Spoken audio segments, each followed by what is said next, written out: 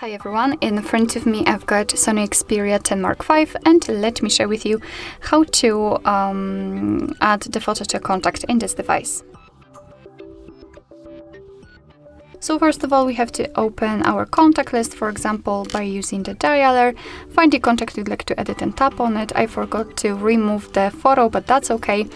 After tapping on the contact, we have to tap on this edit icon. And let me first of all remove.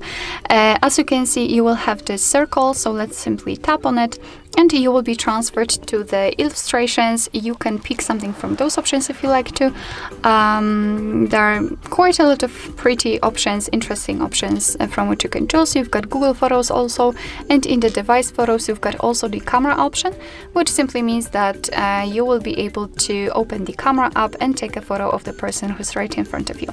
But I will pick from something from the gallery. Let me find the photo, tap on it, and here from the step we can adjust and the position of the photo. We can zoom it in or out, and thanks to this we can decide what we will see after saving the whole contact, because basically this area is responsible for it. So let's simply tap on choose if you're ready. As you can see, it will immediately appear right here, so let's tap on save. And as you can see, this is how our contact will look like. You will also be able to see it on the contact list.